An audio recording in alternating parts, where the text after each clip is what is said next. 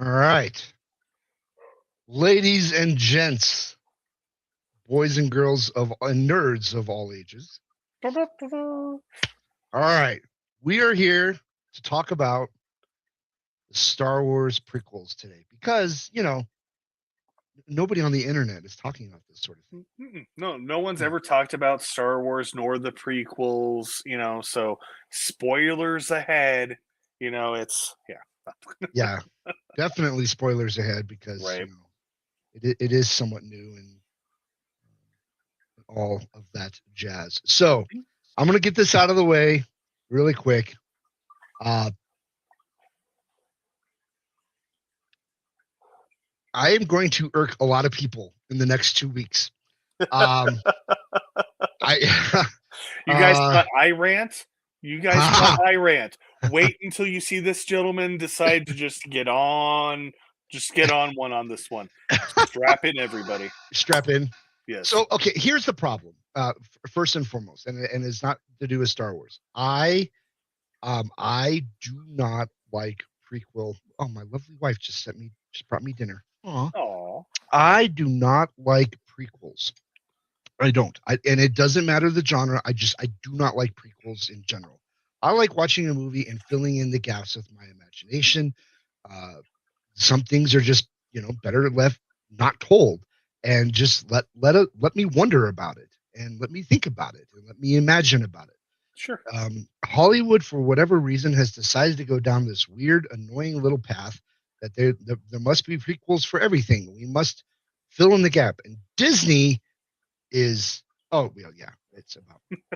Um, so when the Star Wars prequels were coming out, my first reaction was, uh, why? Like, part of the problem too is I can't get invested into a prequel because I already know what's on the other side of the equation. So, like, here's a really good example: the movie Solo, right?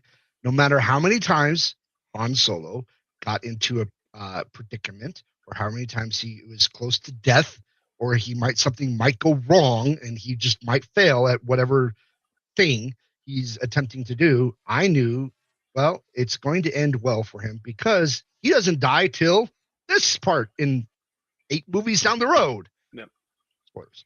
So at the gate, prequels, I just don't like them because I there, there's nothing that's emotionally attaching itself to me because I already know what's going to happen. With that said, we have discussed this a couple of times. Mm-hmm. Again, my opinion, I think George Lucas is a very brilliant visionary. He has got a incredible imagination, wonderful visionary. He can put it on paper in ways that are it's truly awesome. He is a horrible director, and well, I shouldn't say horrible. He's not a good director. And the problem with the prequels is that Lucas did everything. He was the director, he was the screenplay writer, he was an executive producer, and he surrounded himself with a bunch of yes men. Not that there isn't good things that came out of the prequels, Mm-hmm. but there's a lot of very frustrating things. Case in point, I think that Darth Maul was one of the most, if not could rival Darth Vader as one of the most epic villains in the Star Wars lore. Uh, this was a cat that nobody saw coming. Double bladed lightsaber. What? Martial arts master. What? Oh my God. Limber. He could move like none other. Controlled the force. And then he was snuffed out. It was like,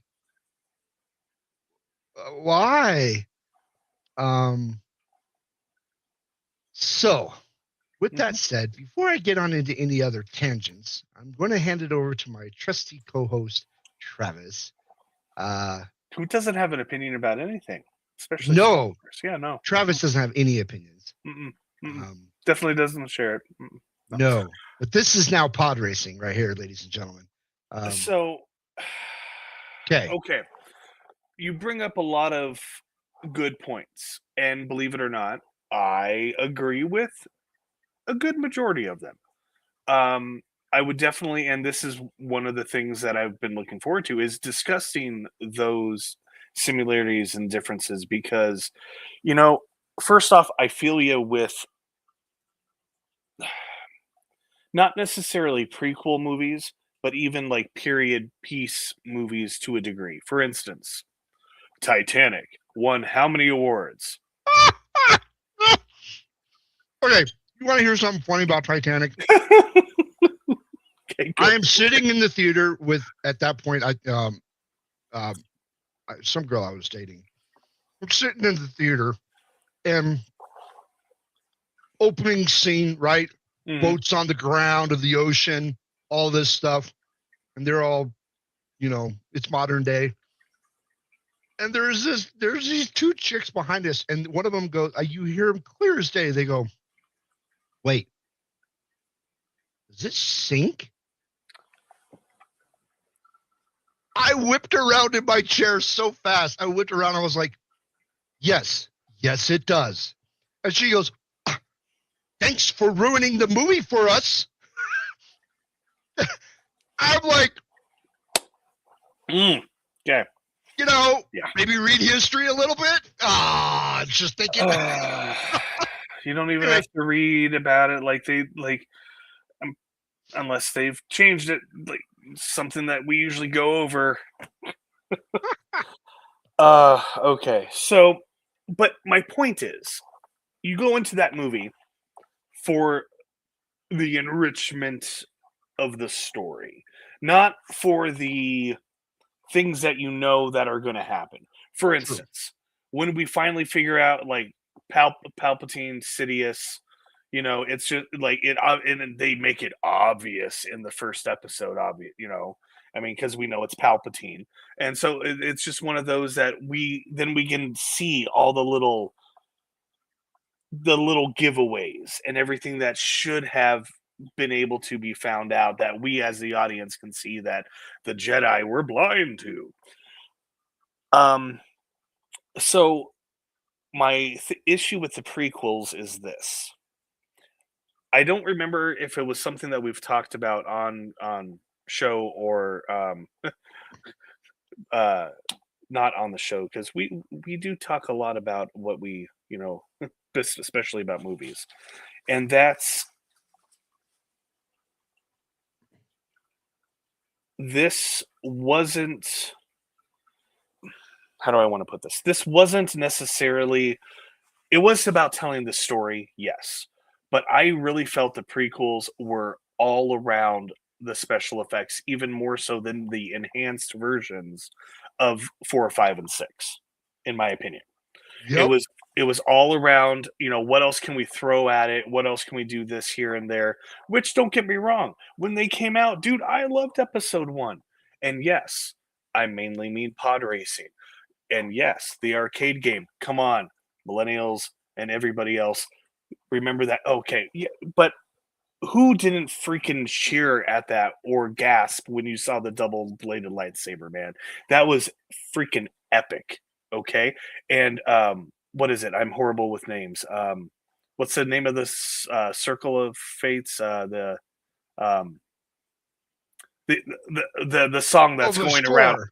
Yeah, the Yeah, yeah, score. yeah. Yeah, The yeah. score with it, but epic, man. It's a freaking great. And this is my one point with, even though yes, I do say the prequels are centered around special effects and not necessarily the story. Yes, the story's there. Yes, we are given like instances of what happened to shape 4, 5, and 6, what they allude to.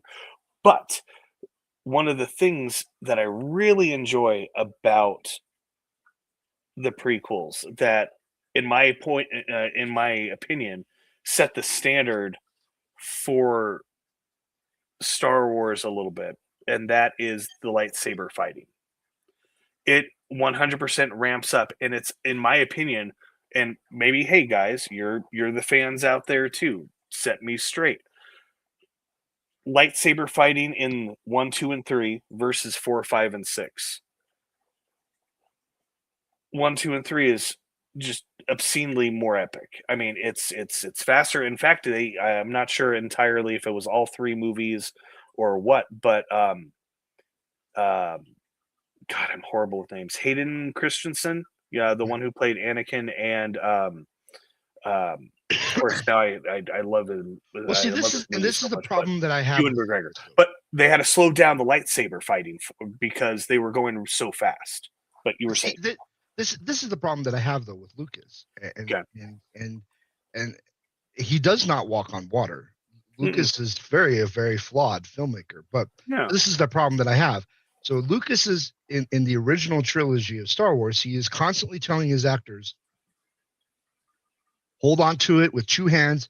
It's very powerful. It's like this massive plasma cannon, and you are trying to control it. Mm-hmm. Well, that apparently went right out the window because all of a sudden he's now like doing the prequels, and he was like, "Oh yeah, we're gonna spin them and we're gonna twirl them and we're gonna go super fast." And he's like, "It's because the Jedi are at their heyday."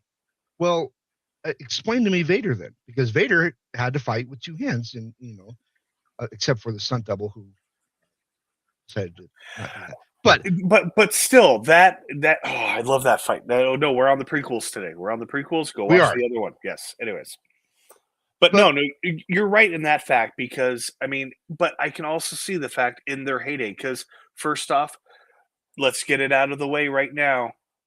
Freaking Yoda. I like. Don't get me wrong, CGI Yoda, but Yoda, man. When they're in the hangar against Dooku and Obi-Wan gets tossed aside like yesterday's trash, freaking Anakin gets downed, and then all of a sudden you see the shadow, and there's freaking Master Yoda, and just has this epic fight with Dooku, and dude, he was like a frog. I loved it because here's the thing. And and they showcase it. I don't even think it's. I mean, don't get me wrong. Yes, everything is up for argument. Everything. Yeah, right. Everything.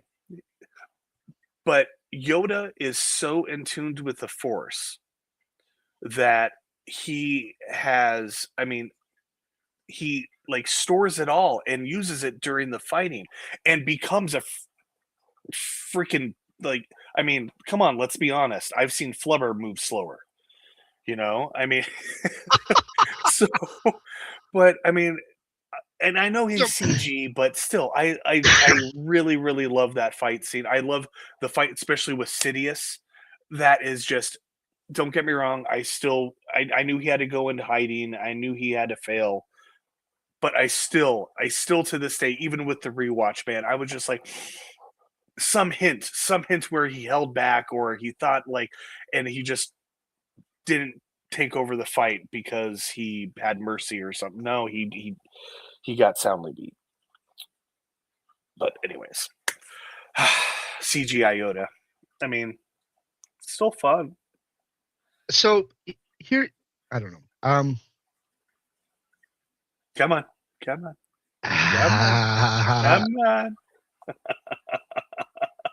I'm saving my rant for next week. No, Rent. Now you will.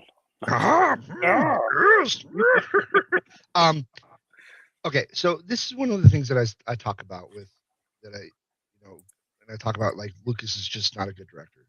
So Natalie Portman, right? My introduction to her and her acting skills was obviously the prequels, and I was like, this is it's just so wooden. And then I saw her in V for Vendetta. Mm-hmm. I was like, holy crap, she can act. Mm-hmm. Wow. Mm-hmm. I mean, just night and day difference. But I think you're right. I think Lucas really focused so much on the special effects and how can we do this in a computer, how, all this stuff. And he focused so much that he lost sight of really basic storytelling. The Phantom Menace, honestly, was boring until the last 15 minutes. And then everyone was like, holy crap! oh, they killed him. Yep. Like, like, I mean, I remember. So, uh, me and my buddy, we when we saw the trailer, right? So this, okay, guys, now this is before YouTube. This is before really the internet, right? You had to be watching TV, and the trailer would come on as a commercial.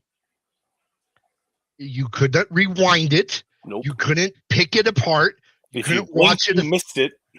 If you missed it, you missed it. Like Mhm. you couldn't watch it 1,000 times. Like, you'd be at work and someone like, did you see the trailer? And be like, no. And then they'd have to tell you about it.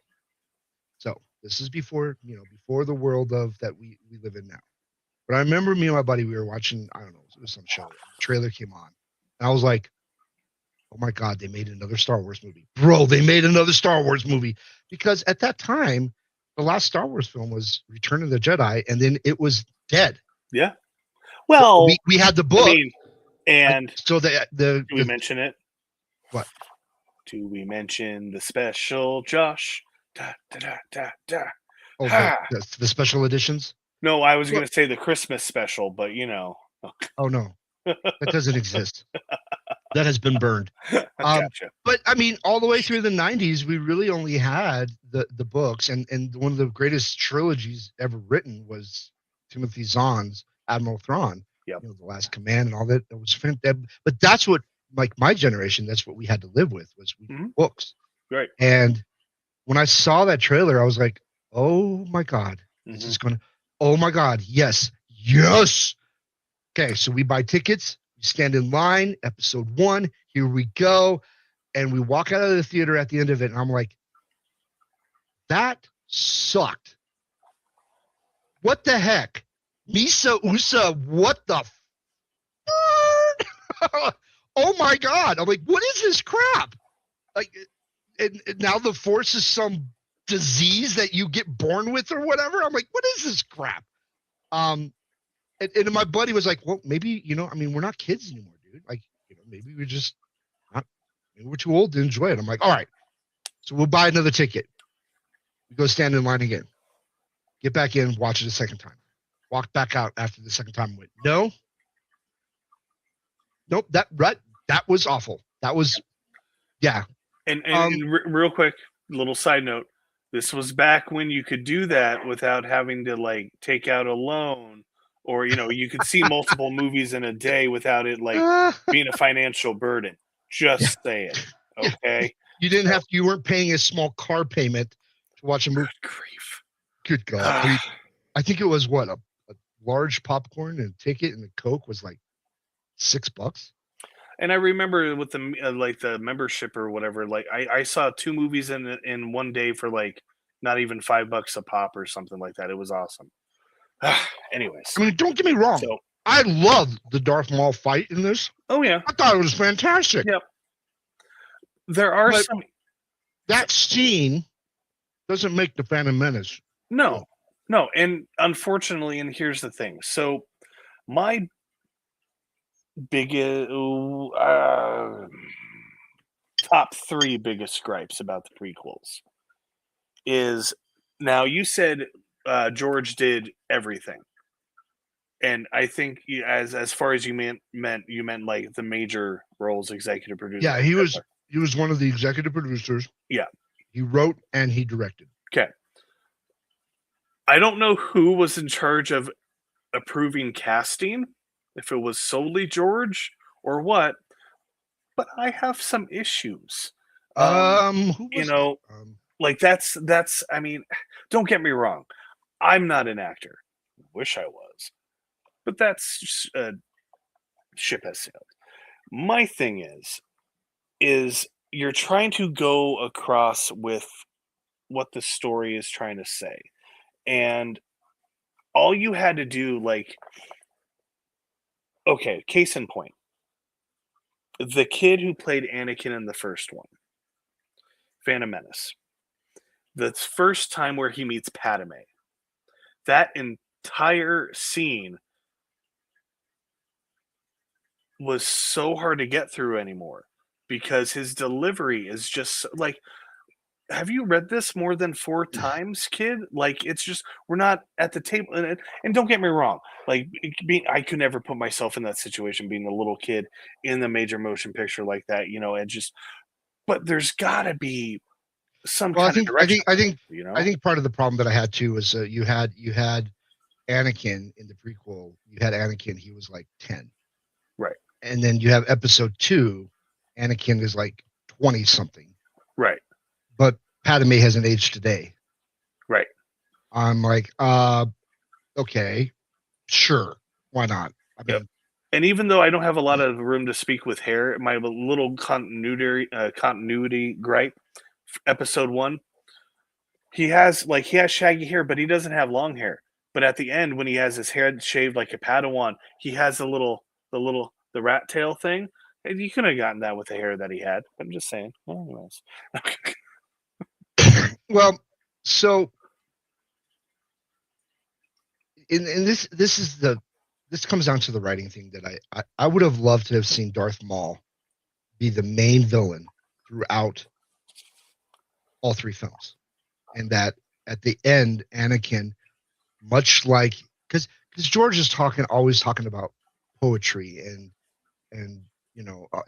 I think it would have been more poetic to have Anakin.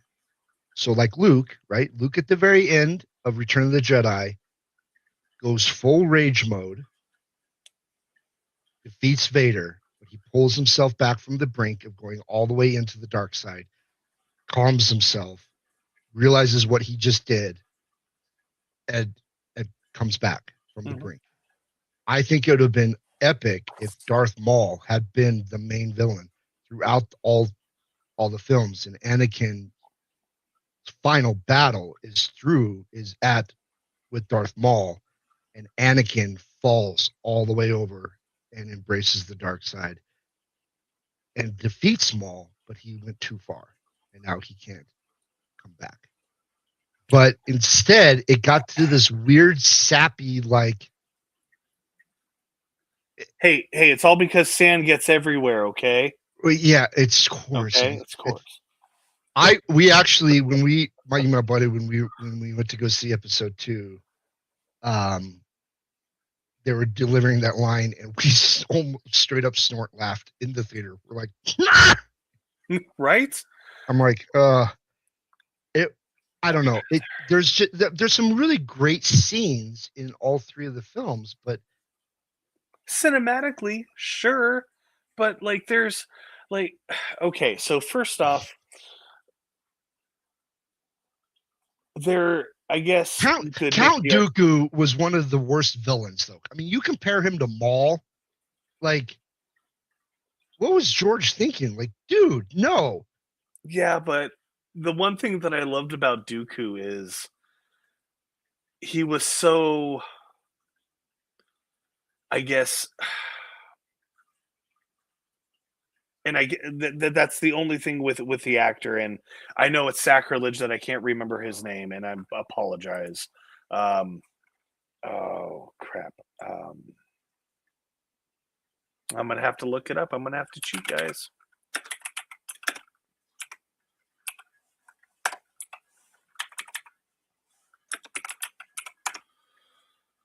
Yes, my bad. Yes, Sir Christopher. Well, actually, I believe he was knighted, so Sir Christopher Lee, and if not, he should be because he's or was is Yeah, I think he passed. I think yeah was amazing.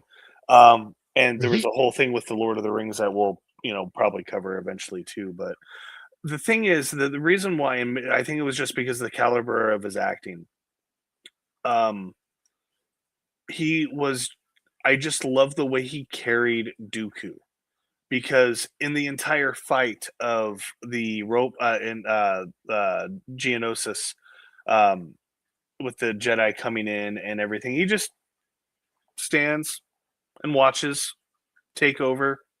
And then when he gets attacked by by Mace, he just lets Django, not Django, yeah, take care take care of him, or at least try to. It was just one of those that I liked it, but I just didn't. The question I always had, and don't get me wrong, Sidious always has a reason. You may not know it. It may not be obvious, but he always has a reason. He picked an apprentice that arguably was his same age or older, and that just always kind of threw me. Like, unless he was always going to be a pawn for the next up and comer, because Sidious was always thinking X number of moves ahead. That's why I think he was able to stay ahead of the Jedi so much. Jash. I don't know. I think you're reaching there. Oh, okay. All right. No? Like what No, like why would the Sith Lord, if there can only be two, why would the Sith Lord pick yeah, somebody that's that's like as old or if not older than he is? well, Unless they're canonically, whatever, but like unless he was younger, but even then he was oh. So I love Ewan McGregor. Okay. I love him to pieces. Hello there. It's just he's a very good actor, by very the good way. actor. There was Very good. one line, and I think maybe everyone probably knows what it's going to be, especially when I say it's episode 3. He killed the younglings. Like it's just Well, I don't know which like is I worse, just that one or when Natalie Portman was like, "Anakin, you're breaking my heart." I'm like, "Oh my god, shut up!" so I want to know I want to know. Sorry. No. It's okay because you bring up a great point, and you brought it up before, and now let's explore it because we're under 30 minutes, everybody. We're doing great. So she starts very, like you said, wooden, very not even stoic. She very wooden. She's very two-dimensional Mhm. in, dare I say it, even almost one-dimensional in the Phantom Menace, either as Padme or as Queen Amidala. Okay, and then you get into the second one. Pardon me, but then she becomes, in my opinion, the best version of Padme in is episode 2. She strong-willed, she's smart, she's intuitive, but then she's also just trying to figure stuff out. And granted, I think you even mentioned it in V for Vendetta. She really shows her acting chops. She was So what good. what does that mean then when she comes to Star Wars and it's not her best? Now, don't get me wrong. Am I completely blaming George? Completely blaming Natalie? No, it's obviously a mixture. But the point is, the actor can only do so much. I'm gonna. It's not Jeremy. No, is it Jeremy Irons? But one of them. The I love movies. Can I freaking remember any of Buddy's acting? No, of course I can't because I suck at it. There it is. Okay. Let me make sure. Let me get my things straight here. Yes, Jeremy Irons, the great Jeremy Irons. Okay. He was the villain in the original, like 2000s. Yeah, 2000s Dungeons and Dragons. Okay. Horrible movie, even as a cult classic, even as a D&D nerd. Oh, it's bad. Bad movie. Very Bad bad. movie. But I love it for reasons. Anyways, but that's a whole nother episode. Maybe we'll do it. Maybe we won't. Maybe we'll see. Anyways, point is though, Jeremy Irons was basically told by the director, whoever directed that movie, they probably use a pseudonym. Anyways, he said, overact this. Whatever you think it is, times that by like 100.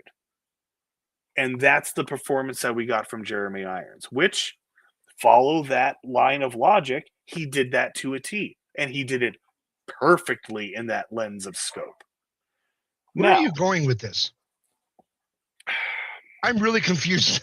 no, it's okay. So the point is, and yes, I know Travis Rant, thanks for strapping in, is in the third one, we get this version of, and in fact, we get different versions of Padme or Amidala, whoever you want to call her, throughout each one.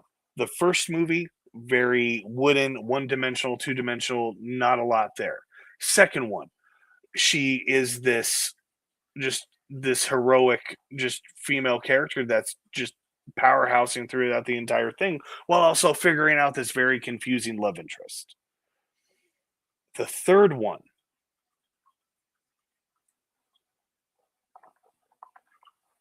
she's I don't know, man. Like, she's the weakest. Like, I can't believe Nat. And maybe she had reservations. Maybe Natalie came onto set reading stuff, and she was just like, "Why? Like, really? Like, we went from this, and now we're here." Like, don't get me wrong. I understand she's like in love, and now she's like married, and now eventually going to be pregnant here in the story. But why are we writing her like that now? Like, it's just, to me, we got three different versions of a character instead of a kind of an overarching arc for the most part. Anakin, in my opinion, goes from relatively a two-dimensional kid to this angsty teen, which I'm going to kind of steal a line from one of my buddies who we've talked about this from back in the day. Is, well, if you were an angsty teen and just like thrown into this, and you were too old for the training, and like, wouldn't you have it? Yeah, no, I get it. I would have issues too. But we see more of the Anakin arc than we do with Padme. And Padme, in my opinion, I don't know. Like, and so that's why I say, from casting to actually giving notes on set, I don't know why we got three different versions of that character. Maybe from a directing point of view, maybe you can let me know, like, why, like, why, Josh? I have no idea. Why? I have no idea. Okay, this is one of.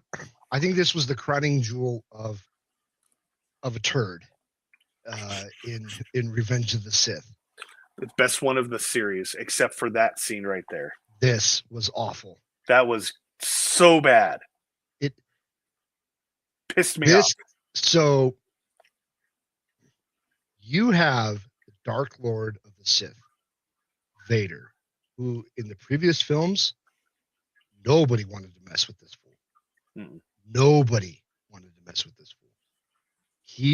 I mean, for crying out loud, you have Empire, where he stands up. We would be honored to have you join us. Han thinks he's a badass. He's like, I'm taking him out. And he deflects bullets with his hands, pulls the gun in, and he's just like, and bring it.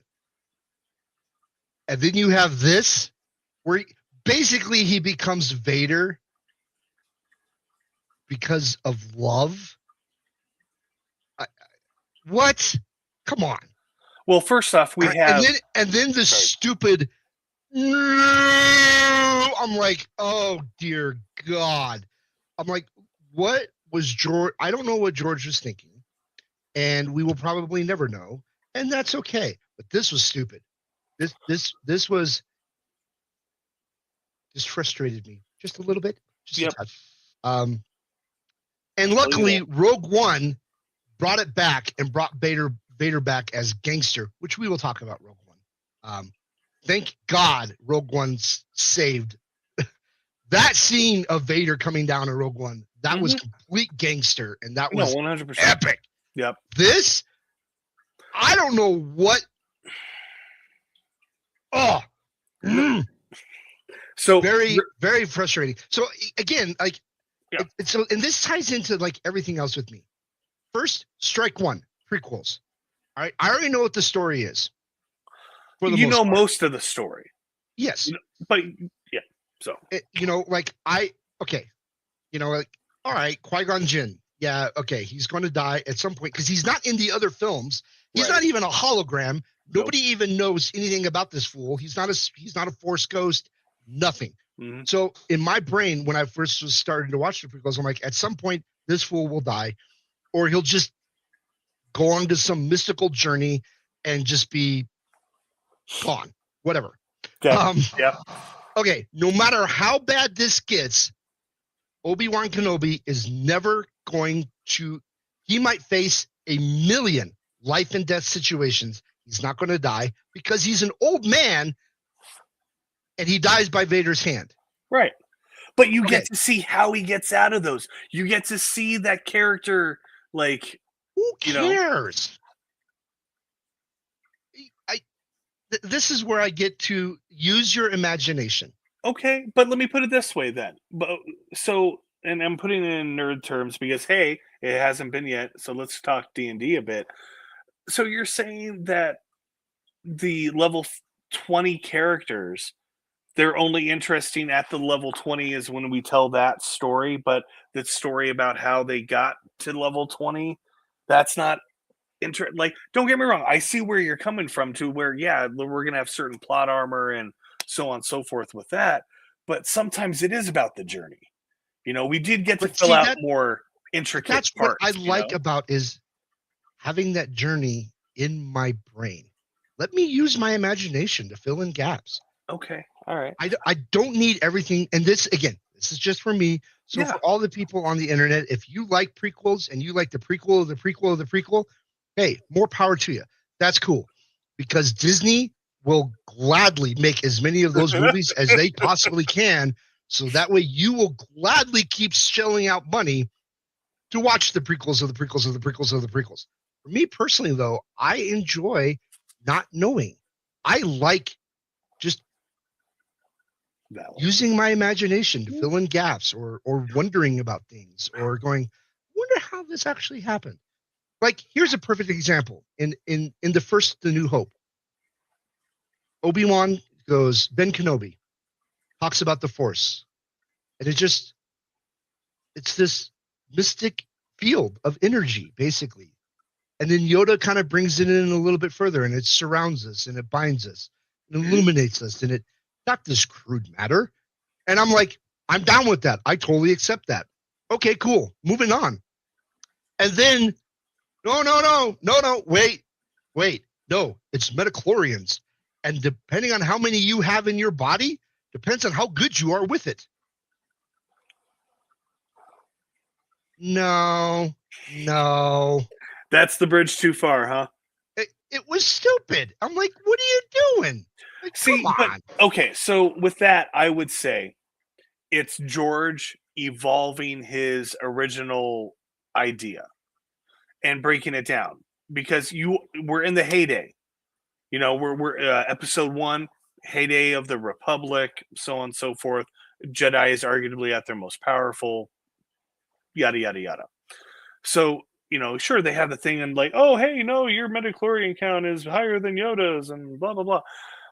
My issue, okay, my issue is Padme dying of a broken heart when we have a bantha tub, or not bantha tub, but whatever the tub's called, and that can heal pretty much freaking everything as long as you get in the tub fast enough, and you're healed pretty much of any bodily injury possible, or at least that's what it kind of shows. And yet we don't know what is causing her. We're losing her. I don't unless of course someone had something to do with it, which I don't really think. But Well, and then the stupid line of only Sith talks in absolutes. I'm like, fool, you've been talking in absolutes for the last 2 movies. Like it, and again, they have to say the lines that is given to them. Yep. So I'm sitting there going, George, Yep. What are you doing? Why did you write that? Like, yep. So so we're talking about lines. We're talking. Let's go ahead and talk about continuity again, too, in a way. Don't do it, Anakin. I have the high ground. Oh yeah, that was fantastic. By the way, when Darth Maul had the high ground, he proves it in every single movie that as long as Obi-Wan is there, it doesn't matter if Obi-Wan has the high ground. Obi-Wan wins. Doesn't matter the high ground because he's had not the high ground and he wins every time. And so why wouldn't Anakin, arguably child of the Force, it's freaking, he's just a regular Jedi. I can get him. I'm the chosen one. And then he loses both of his legs. His arm. Well, yeah, pardon me, and his arm, his his other arm. But it just that always really didn't sit well with me because throughout the entire series, Obi-Wan has those moments. And technically, even when he had the high ground with stormtroopers, Order 66. Anyways, I digress. But point is, he proved that it didn't matter, but yet it mattered that one instance because the script said so. Yeah, I mean, for me, it's like the prequels were there's some good parts in it, like Where are my R2D2 thrusters? Huh? Where oh are my god, R2D2 thrusters? oh god, no, Where are they? Where are they, no. Josh? Well, and apparently Darth Vader, Anakin, built C-3PO at one point. I kind of like that cheesy little bit, just a little bit, just an.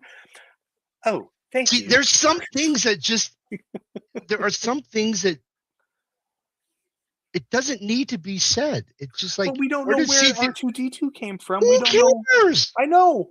But the fact that C3PO and the fact that the protocol droid gets his brain wiped or his memory wiped just makes me giggle every single time. I that part I really do enjoy. I no, we'll wait for that for the next set. But Okay, because but so dude, next week when we yeah. talk about the Disney trilogy, um, I think the best part of the Disney trilogy is the end credits.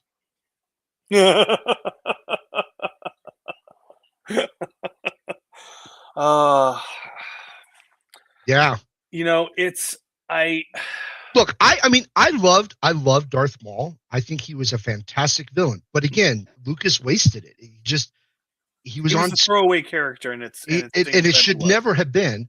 Mm-mm. Um, I liked Liam Neeson's Qui-Gon Jinn. I thought that was cool. But again, 100%. he was wasted. It didn't go anywhere. Yeah, but Um, like the mentor I had to save you. loved Samuel L. Jackson as a Jedi. Dude, Samuel L. Jackson, first of all, this fool is just gangster. I Yep. would love to meet him one day in real life, just shake his hand and Yep. have him curse me out. Yep. Or just I call me an MFer. Just like that would please, be please cool. can I hear just one time? Or That would be cool. say bitch again. Like it just like or sorry, say what again? Say what again? I dare you. I double dare you. Does Yes. he look like a bitch? Anyways, so but no, and here's my thing. Why is he so awesome? Because first off, if nobody knows this, you can check it out.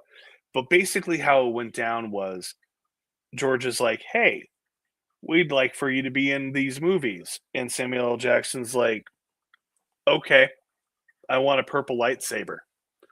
Well, you see, Mr. I heard Jackson. about this. Yeah. You see, Mr. Jackson. The good guys get either green or blue, and the bad guys get red. Yeah, I'll take purple. Well, Yeah. no. You see here, your choices. No, I'll if you want me in your movies, I'm going to have a purple lightsaber. Get Mr. Jackson a purple lightsaber. So, like, I mean, so like there was some really good character, but it just felt. It's almost like George just didn't truly. I mean, he won't admit to this. He's never admitted to this, but it just felt like he just didn't know where he wanted to take this story. Honestly. But we already knew the end point. Do you like the? We already knew the end point. The end point was to get to New Hope. Right, but I would have loved to have seen like Darth Maul force choke out Padme, and Anakin just loses it, and he just goes on a tear, and he completes his journey to the dark side. I can't disagree with that. I mean, it's just because if anything's better than Anakin, like breaking my heart.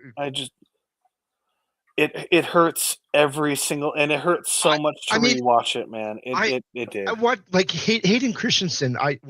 After these 3 films, I was like, this dude can't act at all. And then I saw the movie Jumper which also had Samuel L. Jackson in it. And I was like, no, he can act. Hayden is a good actor. You I ever seen haven't Jumper? watched that. I'm aware of it, but I haven't watched. Maybe we'll need to do one on that one. But Oh, okay, sir, so he sir. okay, so he can You, actually act then. So he's who good. was giving then? Was George giving that bad of a direction on the freaking Yeah. set? So again, Because what the hell? this is where it comes down to. Like this is what I've always said. Lucas, brilliant visionary. He's a very bad actor or actor. Ah, Direct. he's a very bad director. Okay. And you know, okay, look at some of like look at Christopher Nolan, Mm-hmm. how he constructs a scene, how he gets the most out of his characters and the most out of his actors. Um, I dare you to find a Christopher Nolan movie that is complete and utter crap. It's very hard to do because Christopher Nolan is a director. That's like he knows the vision. He knows exactly where he wants to take the story. He knows how to get there. He knows everything, all the ins and outs of every single character. He's fantastic. He's just a brilliant director. I think what happened was is that when Lucas first started Star Wars, he was a very young, independent filmmaker who was hungry, wanted to tell a really cool story. Empire was the best, hands down, the best. And I think it kind of zinged him a little bit because he didn't direct it, he didn't edit it. All he did was help produce Empire. He didn't He even didn't. do like the screenplay, He anything part of didn't. He helped write it, but he that. Okay. didn't do the screenplay. So he Okay. wrote the script, but then you have to convert the script into a screenplay. Right. So Lucas was very almost hands off. Um, and I think, and then you have the Timothy Zahn. So Timothy Zahn writes this incredible trilogy, and and and and honestly, I think it maybe sorry, just reading the. just makes the prequels look like classic cinema. Oh my goodness!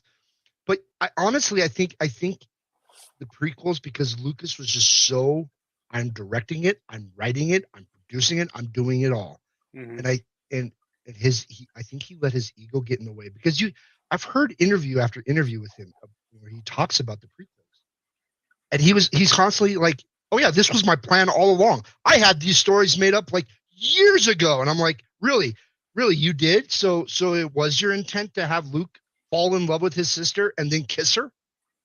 That you knew this was going to happen? Like that was your intent? No, come on, dude. Um, don't give me some BS.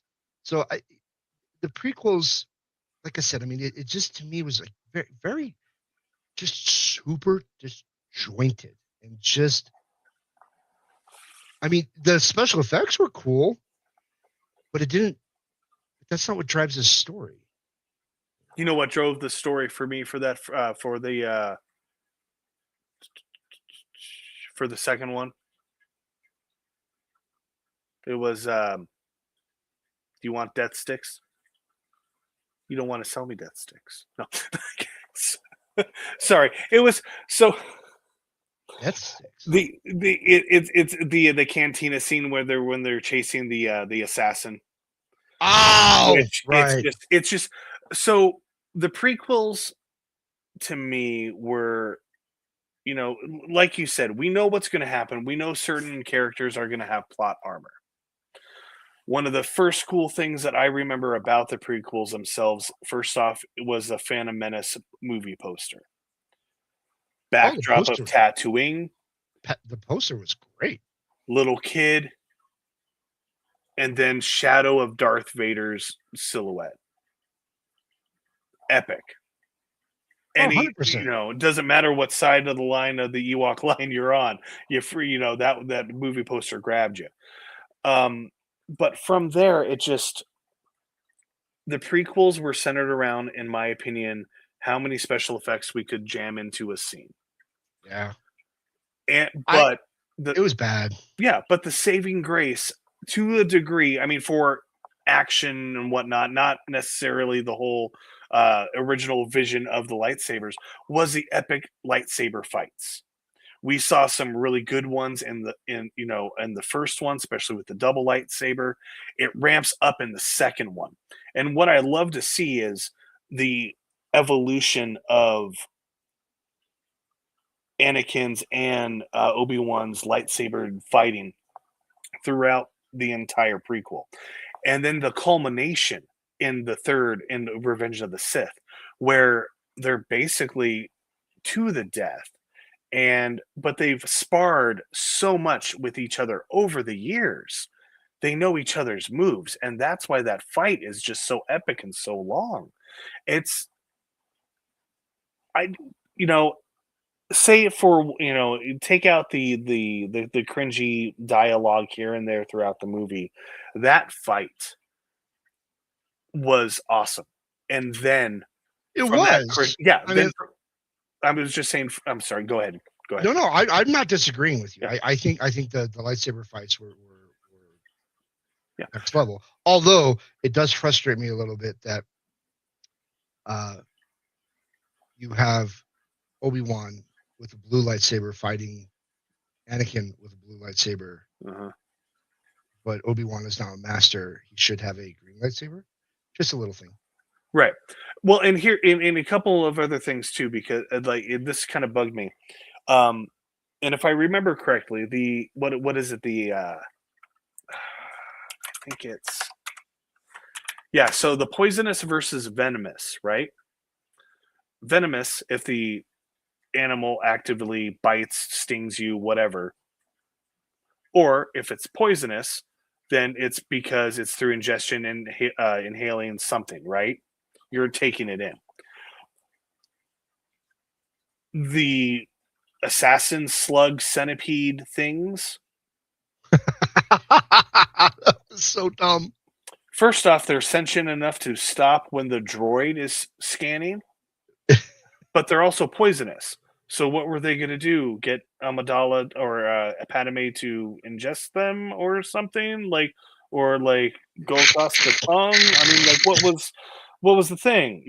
So that was a little bit of an issue. But but That was I so dumb. right, and I'm a firm like you said it before, and I just have to bring it back because it was that pivotal. So we have the crescendo of basically of what the prequels are, and we have Vader in the suit now. The twins have been born and separated for reasons. Why do we And have to separate the twins? Why can't they grow up together? because of reasons and Because of things. reasons and things. And you know what? One is going to be a princess and a royalty on a planet, and the other one's going to be a freaking moisture farmer on like one of the outer rims because fuck him. I'm sorry.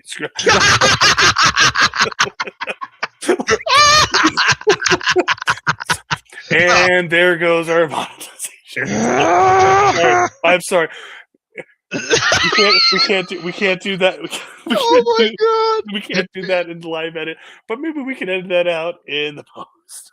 But sorry, my apology, especially Dude, that was epic. Oh my god.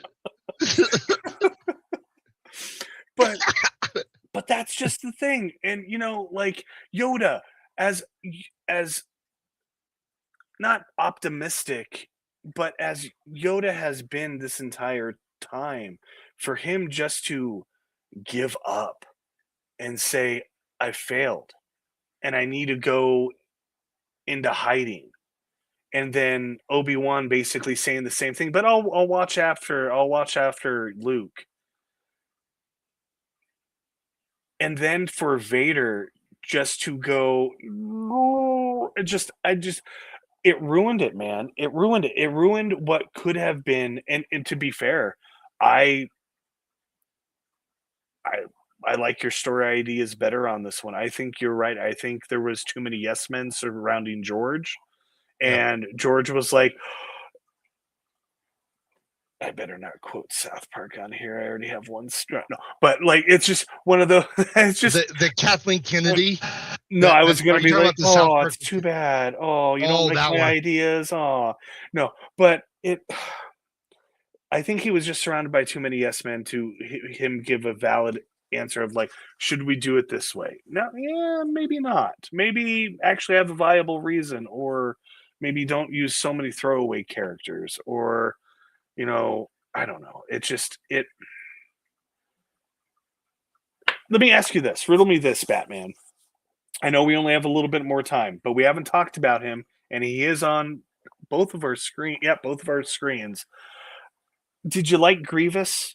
Like, No, apparently, no. Okay, all right. no, the asthmatic whatever. I can't breathe. I'm like, first of all, he's a robot. Why is he breathing?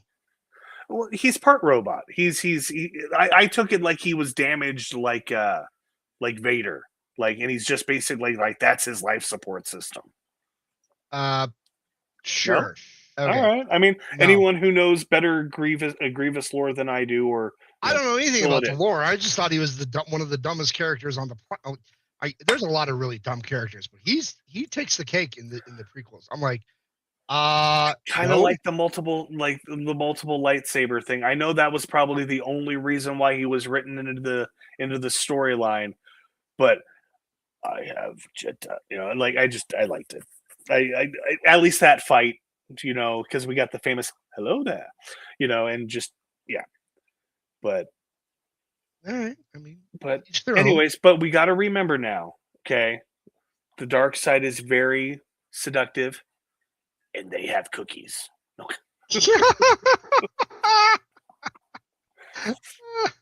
So I just Oy vey. Mace Windu got a dirty rap. All the Order 66, obviously, that pains me every time. Like, say what you want about the prequels, but watching Order 66 to fruition just takes you out. Like, I feel like the scene with Yoda out there is definitely apt, and I'm glad they handled it that way. However, unless of course, like, people can explain it because of distance, because Yoda was on Kashyyyk at the time, or Kashyyyk, depending on how you pronounce it. I don't know which one's correct. I don't. Um, but why did they save Yoda for last? Wouldn't you want to ambush Yoda before he felt like there? I just have questions. So, anyways, Well, see, this is the problem: is we have questions, and you shouldn't have questions. You should just accept it. You need to consume Star Wars and just go yes. here is my monthly subscription. Oh, next Do week it. will be epic. Do it to Oh, the dark side. oh my God. Okay, so we got about 2 minutes left. As always, I am going to give the last word to my good friend Travis. Now, with that said, next week, folks, strap yourself in, because you will see probably the likes of which one of the biggest rants ever on. We are going to be And discussing it's not me. It's going to be him. Well, I kind of ranted a little bit today, Oh, but yeah. next week we are discussing, as I refer to it as, the Disney trilogy. I don't know what else to call it. Biggest pile of crap in cinema. I don't know. Anyway, oh dear. No. we now have a minute left. Yep. Travis, the last word is yours on the Star Wars prequels. Thank you for the special effects, George. You really tied it together. Thank you for pod racing. He gave us a freaking epic arcade game, and when I have room and the money, and I would love to have that. I know I'm an old guy, but yet I still want that arcade game. Okay, that would be epic. The pinball is pretty cool too. The second one, just I love the evolution from episode 2 and 3 with the Empire. Well, the clone armies evolution into what you see as the Empire's kit and gear later on in the additional episodes or additional movies. Overall, are they necessary? No. 4, 5, and 6 give us enough to where it gives us enough to piece all the big pieces together. Are they nice because we get to see all the individual things and how things happened? How Liberty dies with the sound of thunderous applause. You know, it's to be able to see those moments is something. To see Anakin switch to the dark side, to see that, to see Obi-Wan just go from hopeful to fearful to just there are reasons to like and dislike the prequels. I just wish the more reasons for me to like the prequels were more story based instead of more into the effects and more into the action. Yes, is cool, but it shouldn't be I mean, the Matrix. The Matrix had action, but didn't carry it. It did heavy lifting. Don't get me wrong, but that's a whole nother subject and a whole nother Eh, series. But like Josh said, we have the Disney trilogy here next. Hopefully, you guys looking forward to it, and we'll see you guys then. Thanks for tuning in. on that note, cheerio.